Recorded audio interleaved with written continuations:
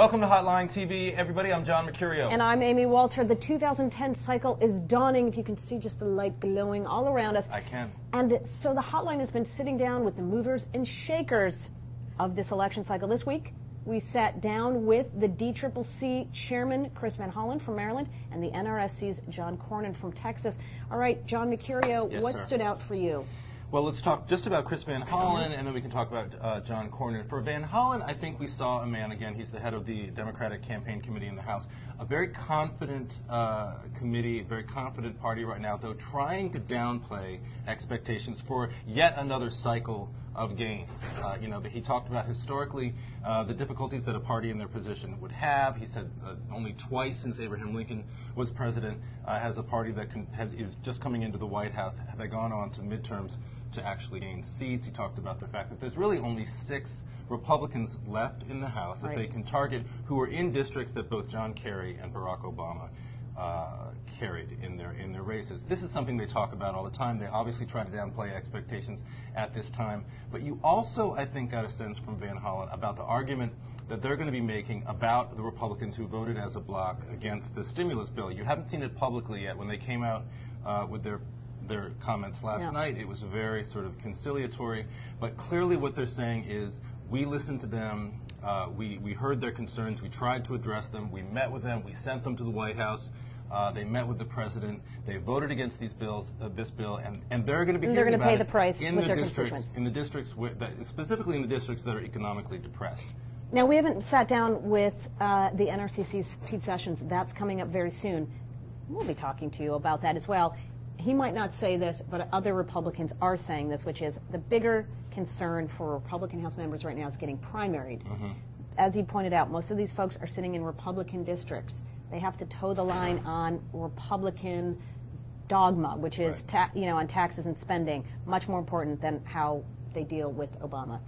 The other thing that's interesting to me was how, for as much as Van Hollen downplays both the expectations and the impact that Obama had on this election, right? They point out, too, about all the districts where their candidates overperformed Obama. This wasn't just coattails.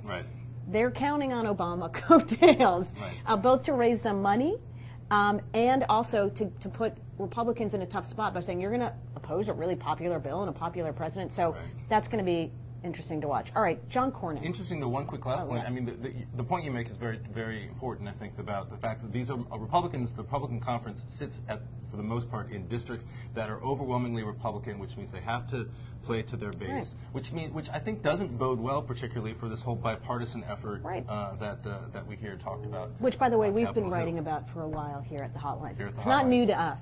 All right. Also, a lot of anger with Governor Patterson from New York within Democratic leadership circles for taking Kirsten Gillibrand out of that seat and creating a headache for the Democrats. They definitely are downplaying their chances in that seat. But you know what? Big deal. You lose 1 seat, DCCC. You still have 39 left.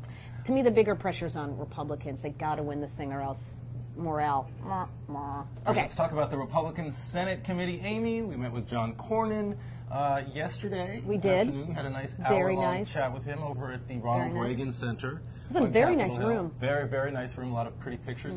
Amy, what did you think Cornyn had to say that really shocked and really shocked and just amazed me? Sure. Yeah. You know what? He's saying the same thing that party chairmen do when they come in. We're going to do things a little bit differently. We had a rough cycle. It's a rebuilding year. Look, he is not naive. He knows that winning back in 2010 isn't going to happen. But they want to set themselves up well for 2012. Yeah, they're not. If he had said that, he would have been laughed out of the room. Not that I would have laughed out. I wouldn't have laughed. On the inside, I would have laughed. Quite a bit. But I do think that he recognizes a couple of things. One, you win and lose races by defining differences, not by trying to come together in a little kumbaya hug. That this is a party that, like Democrats did in 2006 and 2008, is in the minority, and they're going to have to exploit that in order to pick up seats. He also went, and I thought this was very interesting for a guy who is very partisan and very conservative, in the Senate.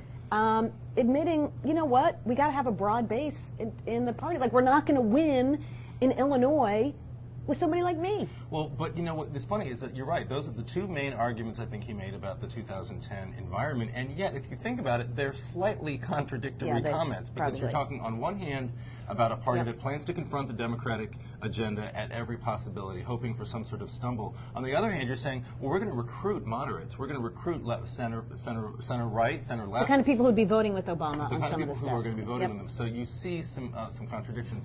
But you're right, obviously sort of a downtrodden sense of morale over there at the NRSC. So they need to catch a break. I think that's the big sense there. Let's give them a break. Anyway, speaking of breaks, we're out of time here at Hotline TV. I'm John Mercurio. And I'm Amy Walter. Thanks for watching. See you next time on Hotline TV.